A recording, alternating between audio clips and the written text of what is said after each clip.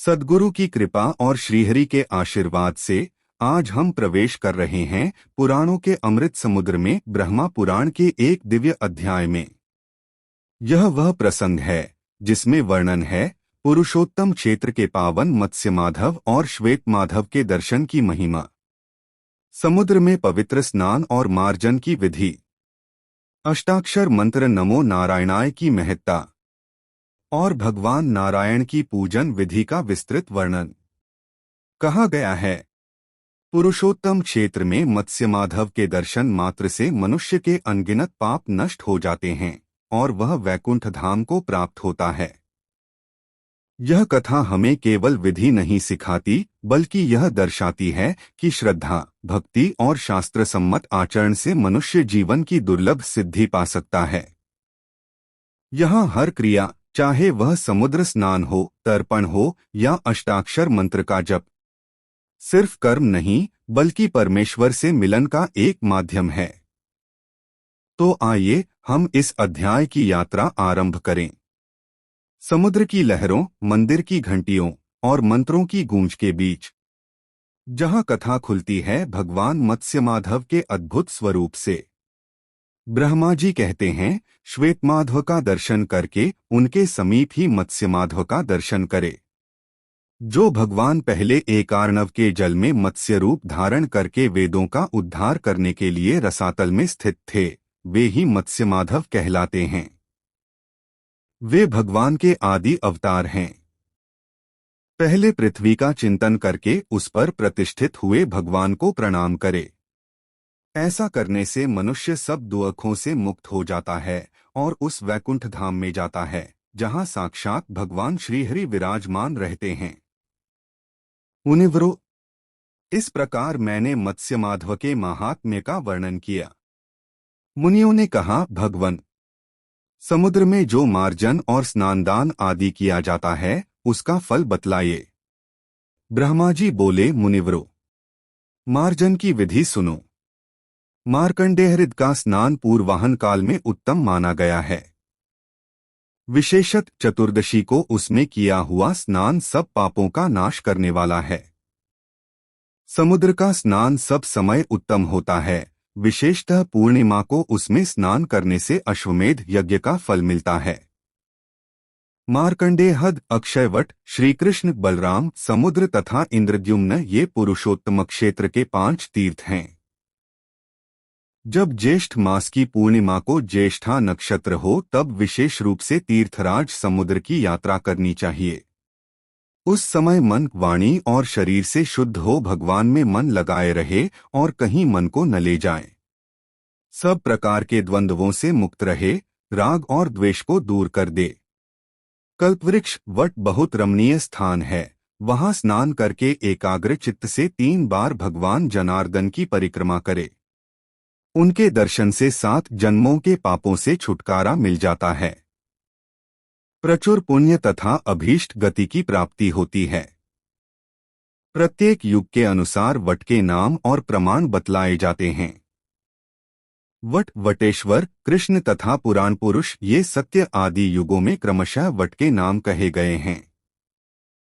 सत्ययुग में वट का विस्तार 1 योजन, त्रेता में 1 योजन, द्वापर में आधा योजन और कलियुग में 1/4 योजन का माना गया है। पहले बताए हुए मंत्र से वट को नमस्कार करके वहां 300 धनुष की दूरी पर दक्षिण दिशा की ओर जाएं। वहां भगवान विष्णु का दर्शन होता है। उसे मनोरम स्वर्गद्वार कहते हैं। वहां समुद्र के जल से आकृष्ट सर्वगुण संपन्न काष्ठ है। उसे प्रणाम करके पूजन करने पर मनुष्य संपूर्ण रोगों तथा पापग्रह आदि की पीड़ा से मुक्त हो जाता है। स्वर्गद्वार से समुद्र पर जाकर आचमन करे तथा पवित्र भाव से भगवान नारायण का ध्यान करके उनके अष्टाक्षर मंत्र से अंगन्यास और करन्यास करे। मन को भुलावे में डालने वाले अन्य बहुत से मंत्रों की क्या आवश्यकता है। नमो नारायणाय यह अष्टाक्षर मंत्र ही सब मनोरथों को सिद्ध करने वाला है। नर से प्रकट होने के कारण जल को नार कहते हैं। वह पूर्व काल में भगवान विष्णु का अयन निवास स्थान रहा है, इसलिए उन्हें नारायण कहते हैं। समस्त वेदों का तात्पर्य भगवान नारायण में ही है। संपूर्ण द्विज नारायण की ही उपासना में तत्पर रहते हैं। यज्ञों और क्रियाओं की समाप्ति भी नारायण में ही है। पृथ्वी नारायण प्रक है, जल नारायण प्रक है, अग्नि नारायण प्रक है और आकाश भी नारायण प्रक है। वायु और मन के आश्रय भी नारायण ही हैं। अहंकार और बुद्धि दोनों नारायण स्वरूप हैं। भूत, वर्तमान तथा आने वाले सभी जीव, स्थूल और सूक्ष्म, सब कुछ नारायण स्वरूप है। शब्द आदि विषय, श्रवण आदि इंद्रिया, प्रकृति और पुरुष सभी नारायण स्वरूप हैं। जल, स्थल, पाताल, स्वर्गलोक, आकाश तथा पर्वत, इन सबको व्याप्त करके भगवान नारायण स्थित हैं। अधिक कहने की क्या आवश्यकता। ब्रह्मा आदि से लेकर तृण पर्यंत समस्त चराचर जगत नारायण स्वरूप है। ब्राह्मणों, मैं नारायण से बढ़कर यहाँ कुछ नहीं देखता। यह दृश्य अदृश्य चराचर सब उन्हीं के द्वारा व्याप्त है। जल भगवान विष्णु का घर है और विष्णु ही जल के स्वामी हैं। आथ जल में सर्वदा पापहारी नारायण का स्मरण करना चाहिए। विशेषतः स्नान के समय जल में उपस्थित हो पवित्र भाव से नारायण का ध्यान करे और हाथ तथा शरीर में नामाक्षरों का न्यास करे। ओंकार और नकार का दोनों हाथों के अंगूठे में तथा शेष अक्षरों का तर्जनी आदि के क्रम से करतल और करपृष्ठों तक न्यास करे। कार का बाएं और नकार का दाएं चरण में न्यास करे। कटी के बाएं भाग में मोका और दाएं भाग में ना का न्यास करे। रा का नाभिदेश में, यका बाईं भुजा में, ना का दाहिनी भुजा में और यका मस्तक पर न्यास करे। नीचे ऊपर हृदय में पार्श्व भाग में, पीठ की ओर तथा अग्रभाग में श्री नारायण का ध्यान करके विद्वान पुरुष कवच का पाठ आरंभ करे।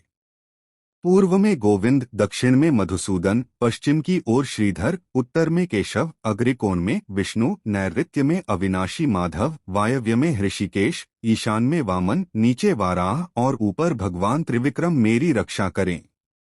इस प्रकार कवच का पाठ करके निम्नांकित मंत्रों का उच्चारण करे। त्वमग्निर्द्विपदानाथ रेतोधाह कामदीपनः प्रधानः सर्वभूताना जीवाना प्रभुरव्ययः अमृतस्यार्णिस्त्व ही देव्यो निर्पापते वृजिन हर में सर्वन तीर्थराज नमोस्तुते नाथ। आप अग्नि हैं, मनुष्य आदि सब जीवों के वीर्य का आधान और काम का दीपन करने वाले हैं। संपूर्ण भूतों में प्रधान हैं तथा जीवों के अविनाशी प्रभु हैं। समुद्र, आप अमृत की उत्पत्ति के स्थान तथा देवताओं की योनि हैं। तीर्थराज, आप मेरे सब पाप हर लें। आपको नमस्कार है। इस प्रकार विधिवत उच्चारण करके स्नान करना चाहिए, अन्यथा वह स्नान उत्तम नहीं माना जाता। वैदिक मंत्रों से अभिषेक और मार्जन करके जल में डुबकी लगा 3 बार अघमर्षण मंत्र का जप करे। जैसे अश्वमेध यज्ञ सब पापों को दूर करने वाला है, वैसे ही अघमर्षण सूक्त सब पापों का नाशक है। स्नान के पश्चात जल से निकलकर 2 निर्मल वस्त्र धारण करे। फिर प्राणायाम, आचमन एवं संध्योपासन करके ऊपर की ओर फूल और जल डालकर सूर्योपस्थान करे। उस समय अपनी दोनों भुजाएं ऊपर की ओर उठाए रखे। तदंतर गायत्री मंत्र का 108 बार जप करे। गायत्री के अतिरिक्त सूर्य देवता संबंधी अन्य मंत्रों का भी एकाग्रचित्त से खड़ा होकर जप करे। फिर सूर्य की प्रदक्षिणा और उन्हें नमस्कार करके पूर्वाभिमुख बैठकर स्वाध्याय करे। उसके बाद देवता और ऋषियों का तर्पण करके दिव्य मनुष्यों और पितरों का भी तर्पण करे। मंत्रवेत्ता पुरुष को चाहिए कि चित्त को एकाग्र करके तिल मिश्रित जल के द्वारा नामगोत्रोच्चारण पूर्वक पितरों की तृप्ति करे। पहले देवताओं का तर्पण करने के पश्चात ही द्विज पितरों के तर्पण का अधिकारी होता है। श्राद्ध और हवन के समय एक हाथ से सब वस्तुएं अर्पित करे, परंतु तर्पण में दोनों हाथों का उपयोग करना चाहिए। यही सदा की विधि है। बाएं और दाएं हाथ की सम्मिलित अंजलि से नाम गोत्र के साथ तृप्यताम बोलकर मौन भाव से जल दे। अपने अंगों में स्थित तिल के द्वारा देवताओं और पितरों का तर्पण न करे। वैसे तिलों के साथ दिया हुआ जल रुधिर के तुल्य होता है। उसे देने वाला पाप का भागी होता है। उनिव्रो, यदि दाता जल में स्थित होकर पृथ्वी पर जल दे तो वह व्यर्थ होता है, किसी के पास नहीं पहुंचता। जो मनुष्य स्थल में खड़ा होकर जल में जल देता है, उसका दिया हुआ जल भी पितरों को नहीं मिलता, व्यर्थ जाता है। आथ जल में कदापि पितरों को जल न दे, बल्कि वहां से निकलकर पवित्र देश में जल द्वारा तर्पण करना चाहिए। न जल में, न पात्र में, न कुपित होकर और न एक हाथ से ही जल दे। जो पृथ्वी पर नहीं दिया जाता वह जल पितरों तक नहीं पहुंचता। मैंने पितरों के लिए अक्षय स्थान के रूप में पृथ्वी ही दी है। आथ उनकी प्रीति चाहने वाले पुरुषों को पृथ्वी पर ही जल देना चाहिए। पितर भूमि पर ही उत्पन्न हुए, भूमि पर ही रहे और भूमि में ही उनके शरीर का लय हुआ। आथ भूमि पर ही उनके लिए जल देना चाहिए। अग्रभाग सहित कुशों को बिछाकर उस पर मंत्रों द्वारा देवताओं और पितरों का आवाहन करना चाहिए। पूर्वाग्र कुशों पर देवताओं का और दक्षिणाग्र कुशों पर पितरों का आवाहन करना उचित है। देवताओं और अन्यान्य पितरों का तर्पण करने के पश्चात मौन भाव से आचमन करके समुद्र के तट पर एक हाथ का चौकोर मंडल बनाएं। उसमें 4 दरवाजे रहें। उसके भीतर कर्णिका स्थित अष्टदल कमल की आकृति बनाएं। इस प्रकार मंडल बनाकर उसमें अष्टाक्षर मंत्र की विधि से अजन्मा भगवान नारायण का पूजन करे। अब शरीर शुद्धि की उत्तम विधि बतलाता हूँ। चक्ररेखा स्थित आकार का हृदय में ध्यान करे। वह 3 शिखाओं सहित प्रज्वलित हो पापों का दाह करता है और सब पापों का नाश करने वाला है। ऐसी भावना करने के बाद मस्तक में का चिंतन करना चाहिए। वह चंद्रमंडल के मध्य भाग में स्थित और शुक्लवर्ण का है तथा अमृत की वर्षा करके पृथ्वी को आप्लावित कर रहा है। इस प्रकार चिंतन करने से पाप धुल जाते और साधक का शरीर दिव्य हो जाता है। तदंतर अपने बाएं पैर से आरंभ करके क्रमशः सब अंगों में अष्टाक्षर मंत्र का न्यास करे। वैष्णव पंचांगन्यास तथा चतुर्व्यूहन्यास भी करे। साधक को मूल मंत्र के द्वारा कर शुद्धि भी करनी चाहिए। इसकी विधि यूं है। दोनों हाथों की 8 अंगुलियों में अंगूठों द्वारा एक एक अक्षर का न्यास करना चाहिए। पहले बाएं हाथ में, फिर दाएं हाथ में। कार सहित शुक्लवर्णा पृथ्वी का बाएं पैर में न्यास करे। नकार का वर्ण श्याम और देवता शंभु हैं। उसका न्यास दक्षिण पैर में है। मोकार को कालस्वरूप माना गया है। इसका न्यास कटी के वाम भाग में होता है। नाकार सर्वबीज स्वरूप है। उसकी स्थिति कटी के दक्षिण भाग में है। राकार तेज का स्वरूप बताया गया है। उसका स्थान नाभि प्रदेश में होता है। यकार का देवता वायु है, उसका न्यास बाएं कंधे में है। नाकार को सर्वव्यापी समझना चाहिए। उसकी स्थिति दाएं कंधे में है। यकार की स्थिति सिर में है, जहां संपूर्ण लोक प्रतिष्ठित हैं। तात्पर्य यह कि यकार का न्यास मस्तक में करना चाहिए। वैष्णव पंचांगन्यास। विष्णवे नमः शिरः, ज्वलनाय नमः शिखा, विष्णवे नमः कवचम, विष्णवे नमः स्फुर्ण दिशोबंधाय ओ फट अस्त्रम। चतुर्व्यूहन्यास। शिरसि शुक्लो वासुदेव इति, आ ललाटे रक्तः संकर्षणो गरुत्मान वहनिस्तेज आदित्य इति, आग्रीवाया पीतः प्रद्युम्नो वायुमेघ इति, आहृद्ये कृष्णो निरुद्धः सर्वशक्तिसमन्वित इति। इस प्रकार अपने आत्मा का चतुर्व्यूह रूप से चिंतन करके कार्य आरंभ करे। मेरे आगे भगवान विष्णु और पीछे केशव हैं। दक्षिण भाग में गोविंद और वाम भाग में मधुसूदन हैं। ऊपर वैकुंठ और नीचे वाराह हैं। बीच की संपूर्ण दिशाओं में माधव हैं। चलते, खड़े होते, जागते अथवा सोते समय भगवान नृसिंह मेरी रक्षा करते हैं।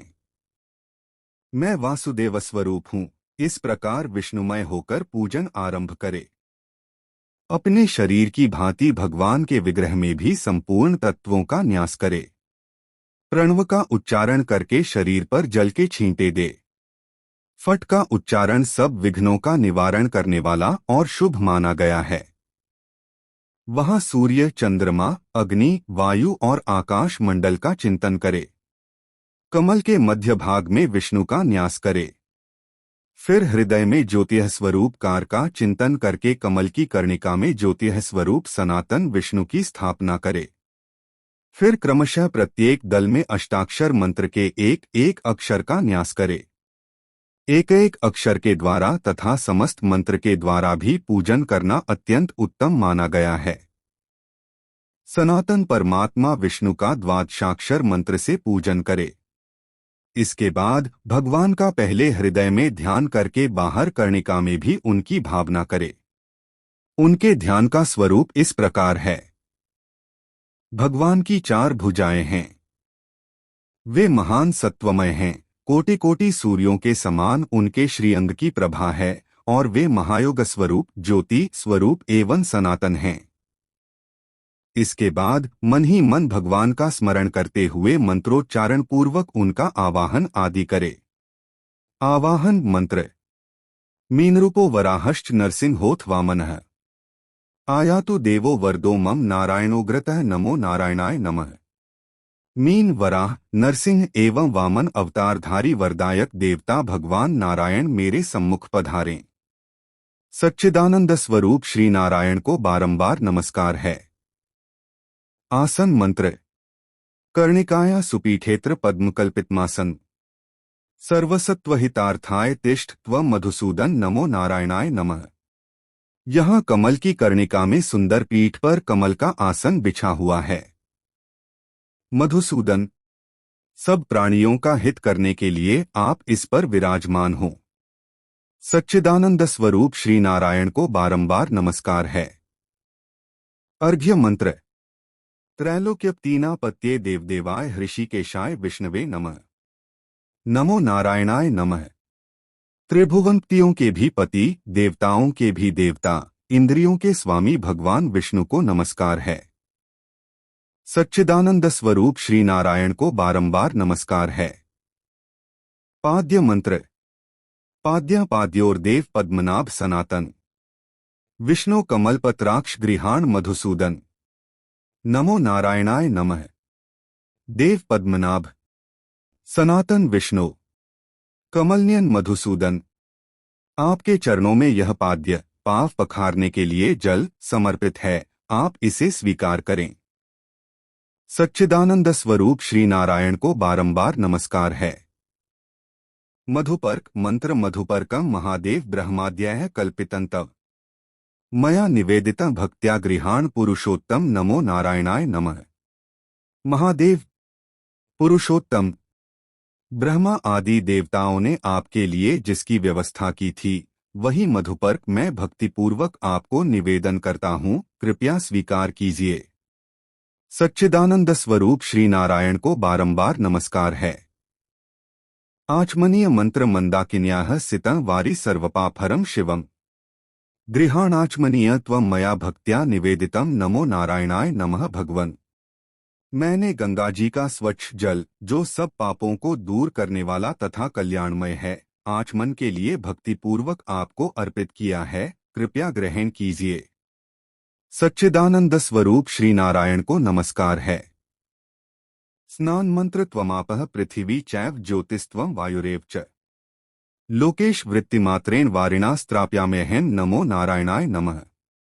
लोकेश्वर, आप ही जल, पृथ्वी तथा अग्नि और वायु रूप हैं।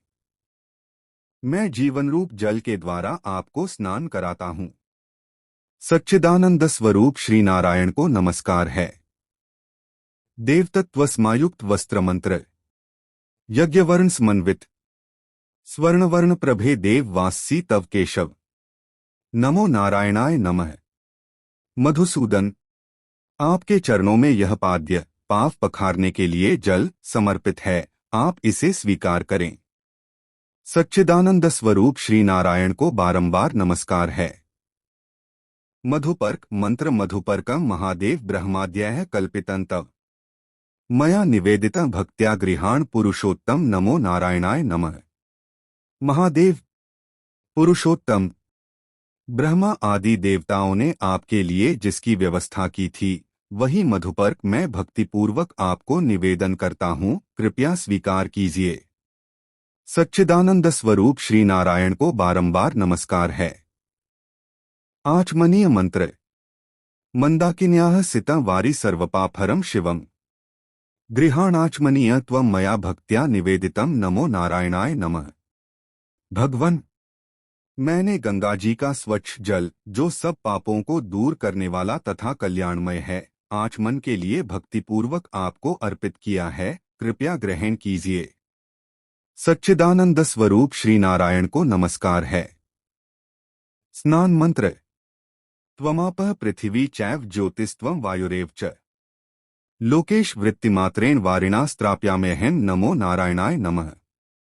लोकेश्वर आप ही जल पृथ्वी तथा अग्नि और वायु रूप हैं। मैं जीवन रूप जल के द्वारा आपको स्नान कराता हूँ। सच्चिदानंद स्वरूप श्री नारायण को नमस्कार है। देवतत्व स्मायुक्त वस्त्र मंत्र यज्ञवर्ण समन्वित स्वर्णवर्ण प्रभे देव वासी तव केशव नमो नारायणाय नमः। देवतत्व स्मायुक्त यज्ञवर्ण समन्वित केशव मैं सुनहरे रंग के 2 वस्त्र आपकी सेवा में समर्पित करता हूँ। सच्चिदानंद स्वरूप श्री नारायण को नमस्कार है। विलेपन मंत्र शरीर ते न जानामि चेष्टा चैव न केशव मया निवेदितो गंध प्रतिगृह्य विलिप्यताम नमो नारायणाय नमः। केशव मुझे आपके शरीर और चेष्टा का ज्ञान नहीं है, मैंने जो यह गंध रोली चंदन आदि निवेदन किया है इसे लेकर अपने अंग में लगा लें। सच्चिदानंद स्वरूप बारंबार नमस्कार है।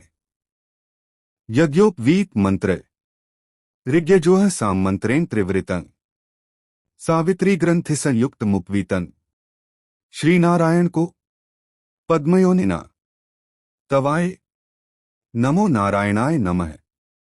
भगवन ब्रह्मा जी ने ऋग यजुः और सामवेद के मंत्रों से जिसको त्रिवृत त्रिगुण बनाया है वह सावित्री ग्रंथि से युक्त यज्ञोपवीत मैं आपकी सेवा में अर्पित करता हूँ। सच्चिदानंद स्वरूप श्री नारायण को बारंबार नमस्कार है। दिव्यरत्न स्मायुक्त अलंकार मंत्र वह निभानुसंप्रभ गात्राणि तव शोभन्तु सालंकाराणि माधव नमो नारायणाय नमः। अग्नि और सूर्य के समान प्रभा वाले दिव्यरत्न विभूषित माधव इन अलंकारों को धारण करके आपके श्रीअंग सुशोभित हों। सच्चिदानंद स्वरूप श्री नारायण को बारंबार नमस्कार है। नमः यह अष्टाक्षर मंत्र के प्रत्येक अक्षर के साथ लगाकर पृथक पृथक पूजा करे अथवा समस्त मूल मंत्र का एक ही साथ उच्चारण करके पूजन करे। धूप मंत्र वनस्पतिर्सो दिव्यो गंधाढ़ सुरभिष्टे मया निवेदितो भक्त्या धूपोयं प्रतिगृह्यताम नमो नारायणाय नमः। भगवन यह धूप सुगंध द्रव्यों से मिश्रित वनस्पति का दिव्य रस है, अतएव अत्यंत सुगंधित है। मैंने भक्तिपूर्वक इसे आपकी सेवा में अर्पित किया है, आप इसे स्वीकार करें। सच्चिदानंद स्वरूप श्री नारायण को बारंबार नमस्कार है। दीप मंत्र सूर्य चंद्रम सौर ज्योतिर्विद्युदग्न्योस्तथ है च त्वमेव ज्योतिषा देव दीपोयं प्रतिगृह्यताम नमो नारायणाय नमः। देव आप ही सूर्य और चंद्रमा की, बिजली और अग्नि की तथा ग्रहों और नक्षत्रों की ज्योति हैं। यह दीप ग्रहण कीजिए। सच्चिदानंद स्वरूप श्री नारायण को बारंबार नमस्कार है। नैवेद्य मंत्र अन्न चतुर्विधं चैव रसैः षड्भिः समन्वितम् मया निवेदितं भक्त्या नैवेद्यं तव केशव नमो नारायणाय नमः। केशव मैंने मधुर आदि 6 रसों से युक्त 4 प्रकार का भक्ष्य भोज्य लेह्य चोष्य अन्न आपको भक्तिपूर्वक समर्पित किया है। आप यह नैवेद्य ग्रहण करें। सच्चिदानंद स्वरूप श्री नारायण को बारंबार नमस्कार है। पूर्वोक्त अष्टदल कमल पूर्व दल में वासुदेव का, दक्षिण दल में संकर्षण का, पश्चिम दल में प्रद्युम्न का, उत्तर दल में अनिरुद्ध का, अग्र कोण वाले दल में वाराह का, नैऋत्य कोण में नरसिंह का, वायव्य कोण में माधव का तथा ईशान में भगवान त्रिविक्रम का न्यास करे। फिर अष्टाक्षर देव के सम्मुख गरुड़ की स्थापना करे। भगवान के वाम भाग में चक्र और दक्षिण भाग में शंख की स्थापना करे। इसी प्रकार उनके दक्षिण भाग में महागदा कौमोद की और वाम भाग में शार्ग नामक धनुष को स्थापित करे। दक्षिण भाग में 2 दिव्य तरकस और वाम भाग में खड्ग का न्यास करे। दक्षिण भाग में श्रीदेवी और वाम भाग में पुष्टि देवी की स्थापना करे। भगवान के सामने वनमाला, श्रीवत्स और कौस्तुभ रखे। फिर पूर्व आदि चारों दिशाओं में हृदय आदि का न्यास करे। कोण में देवदेव विष्णु के अस्त्र का न्यास करे। पूर्व आदि 8 दिशाओं में तथा ऊपर और नीचे तांत्रिक मंत्रों से क्रमश इंद्र, अग्नि, यम, निर्वृति, वरुण, वायु, कुबेर, ईशान, अनंत तथा ब्रह्मा जी का पूजन करे। इस प्रकार मंडल में स्थित देवेश्वर जनार्दन का पूजन करके मनुष्य निश्चय ही मनोवांछित भोगों को प्राप्त करता है। इसी विधि से पूजित मंडलस्थ भगवान जनार्दन का जो दर्शन करता है वह भी अविनाशी विष्णु प्रवेश करता है। जिसने उपर्युक्त विधि से एक बार भी श्रीकेशव का पूजन किया है वह जन्म, मृत्यु और जरा अवस्था को लांघकर भगवान विष्णु के पद को प्राप्त होता है। नमः सहितकार जिसके आदि में और नमः जिसके अंत में है वह नमो नारायणाय नमः यह तेजस्वी मंत्र संपूर्ण तत्वों का मंत्र कहलाता है। इसी विधि से प्रत्येक को गंध, पुष्प आदि वस्तुएं क्रमशः निवेदन करनी चाहिए। इसी तरह क्रमशः 8 मुद्राएं बांधकर दिखाए। फिर मंत्रवेत्ता पुरुष नमो नारायणाय इस मूल मंत्र का 108 या 28 अथवा 8 बार जप करे। किसी कामना के लिए जप करना हो तो उसके लिए शास्त्रों में जितना बताया गया हो उतनी संख्या में जप करे अथवा निष्काम भाव से जितना हो सके उतना एकाग्रचित्त से जप करे। पद्म, शंख, श्रीवत्स, गदा, गरुड़, चक्र, खड्ग और शार्ङ्गधनुष ये 8 मुद्राएं बतलाई गई हैं। जो लोग शास्त्रोक्त मंत्रों द्वारा श्रीहरि की पूजा का विधान न जानते हों वे नमो नारायणाय इस मूल मंत्र से ही सदा भगवान अच्युत का पूजन करें।